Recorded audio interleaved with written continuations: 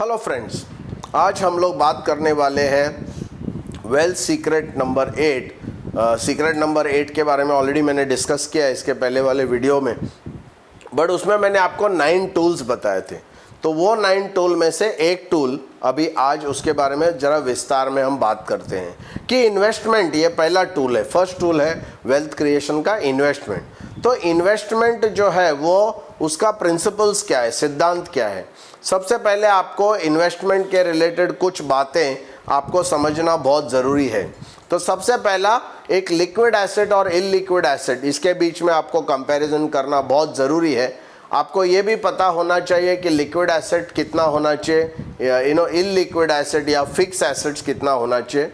सुब्रतो रॉय जैसे अगर आपने देखा, उनका टोटल नेटवर्थ 68,000 करोड़ था, फिर भी 10,000 करोड़ कैश में वो सुप्रीम कोर्ट को नहीं दे पाए और इस वजह से 2-3 साल उनको जेल में बैठना पड़ा। तो ये इललिक्विड और लिक्विड एसेट्स है ना, ये समझना बहुत ज़रूरी है। और लिक्विड एसेट भी हमारे पोर्टफोलियो में होना चाहिए, इललिक्विड एसेट्स भी होना चाहिए। दूसरा जो बात है वेरी इंपॉर्टेंट है, वो है कि एसेट्स में good assets and bad assets का एक कॉन्सेप्ट है, good assets and bad assets. तो आप कहेंगे सर एसेट्स बैड कैसे हो सकते हैं, क्योंकि एसेट एसेट है, वो तो नेटवर्थ बढ़ाते हैं, हेल्प करते हैं। दोस्तों यस, बट आपको गुड एसेट और बैड एसेट के बीच में समझदारी जो है वो आपको होनी चाहिए। गुड एसेट, तो इसका डेफिनेशन क्या है? गुड एसेट वो एसेट है जिसकी वैल्यू हमेशा बढ़ते रहती है, उसकी वैल्यू कम होने की चांसेस बहुत कम रहती है, बट अक्सर वो बढ़ते रहती है या स्थिर रहती है, और दूसरे तरफ दूसरा एसेट्स, कुछ एसेट्स है जिसमें वैल्यू 100% घटती है, गारंटीड तरीके से घटती है। तो जैसे अगर आपने घर खरीदा तो उसको मैं गुड एसेट कहूँगा, अगर आपने कार खरीदा तो उसको मैं बैड एसेट कहूँगा, क्योंकि कार का जो है वैल्यू डेप्रिशिएट होते जाता है, जो एक घर का वैल्यू है वो अप्रिशिएट होते जाता है।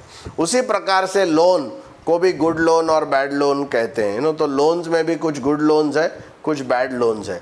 तो जो लोन आप एप्रिशिएटिंग एसेट्स के लिए लेते हैं वो गुड लोन है, जो लोन आप डेप्रिशिएटिंग एसेट्स के लिए लेते हैं उसको बैड लोन कहते हैं। जो लोन आप खर्चा करने के लिए अगर लेते हैं, एक्सपेंसेस के लिए लेते हैं, तो फिर वो बैड लोन है। तो लोन कोई भी प्रकार से बैड लोन जो है आपको खर्चे के लिए नहीं लेना चाहिए, फॉरेन टूर के लिए नहीं लेना चाहिए। आपको जो लोन है वो डेप्रिशिएटिंग एसेट खरीदने के लिए नहीं लेना चाहिए, आपका लोन जो है वो सिर्फ एप्रिशिएटिंग एसेट के लिए लेना चाहिए। तो बहुत सारे लोग ऐसे गलत लोन में या बैड लोन में फंस जाते हैं, जो अच्छे लोन लेकर जो एप्रिशिएटिंग एसेट्स का लोन लेते हैं वो लोग आगे बढ़ते हैं।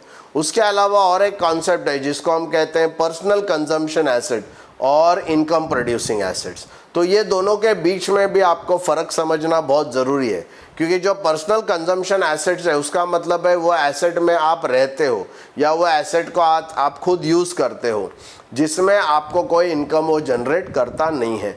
तो आप जो पर्सनल कंजम्पशन एसेट है उसका भी एक तरीके से एक लेवल होना चाहिए।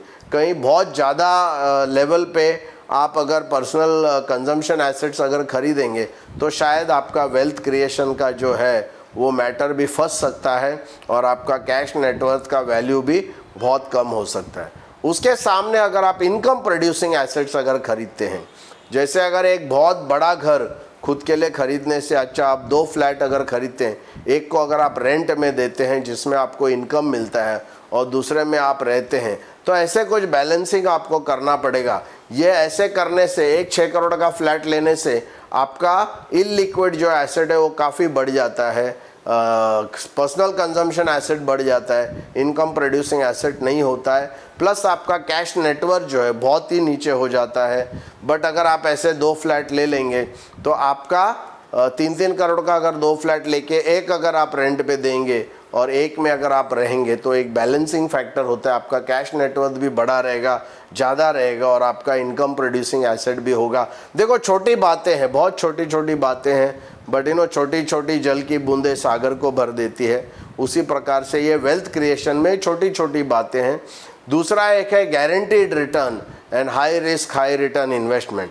तो एक तरफ आपका गारंटीड रिटर्न है जिसमें आपको गारंटी मिलती है, जिसमें आपको रिटर्न नहीं मिलता है ज़्यादा, बट दूसरे तरफ आपका हाई रिस्क हाई रिटर्न है, तो वो भी आपको एक बैलेंस तरीके से आपको करना है।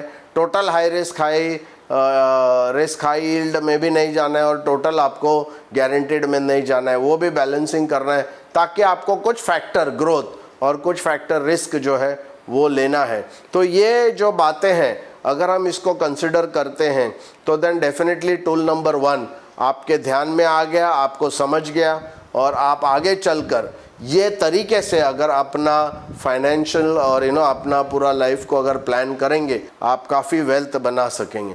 दोस्तों, अगर ये कंटेंट आपको अच्छा लग रहा है तो काइंडली हमारे चैनल को सब्सक्राइब कीजिए और ये वीडियो को लाइक करके प्लीज़ इसको अपने क्लाइंट्स में और अपने डेवलपमेंट ऑफिसर और एजेंट फ्रेंड्स में डेफिनेटली शेयर कीजिए, ताकि उनका भी अवेयरनेस वेल्थ के रिलेटेड बढ़ जाए। Thank you.